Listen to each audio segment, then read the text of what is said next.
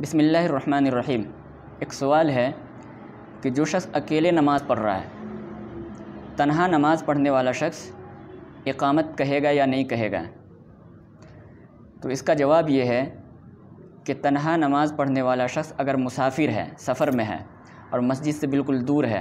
جنگل وغیرہ میں ہے یا ایسی جگہ میں ہے جہاں پہ مسجد نہیں ہے اور وہاں پہ وہ اکیلے نماز پڑھ رہا ہے، تو اس آدمی کو چاہیے کہ اذان اور اقامت دونوں کہے۔ یہ اس کے لیے مستحب ہے، افضل ہے، بہتر ہے۔ اور اگر اذان نہ کہہ سکے، صرف اقامت کہہ دے تو بھی اس کی نماز کافی ہو جائے گی،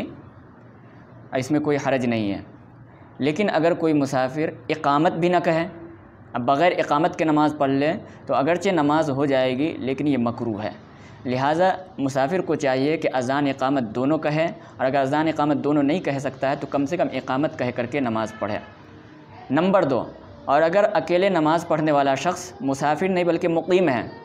اپنے گھر پہ رہنے والا شخص ہے، تو پھر اس کی دو شکل ہے۔ یا تو یہ مقیم شخص اکیلے مسجد میں جا کر کے نماز پڑھے گا یا گھر میں نماز پڑھ رہا ہوگا۔ بعض مرتبہ ایسا ہوتا ہے کہ ہم مسجد میں جاتے ہیں، جب مسجد میں پہنچتے ہیں تو امام نماز سے فارغ ہو چکا ہوتا ہے، تو اب یہ آدمی کیا کہتے ہیں اکیلے نماز پڑھتا ہے، مسجد کے کسی کونے میں جا کر کے، ستون کے پاس جا کر کے یہ اکیلے نماز پڑھتا ہے، تو کیا اس آدمی کو بھی اقامت کہنی چاہیے؟ تو جو بندہ اکیلے مسجد میں نماز پڑھ رہا ہو اور مقیم ہو تو اس آدمی کو بغیر اقامت کے نماز پڑھنا افضل اور اولیٰ ہے، اور اگر اقامت کہہ لے تو بھی جائز ہے، کوئی حرج نہیں ہے، لیکن بغیر اقامت کے نماز پڑھ لے یہ بہتر ہے۔ اور اگر اکیلے نماز پڑھنے والا شخص مسجد میں نہیں پڑھ رہا بلکہ گھر میں پڑھ رہا ہے،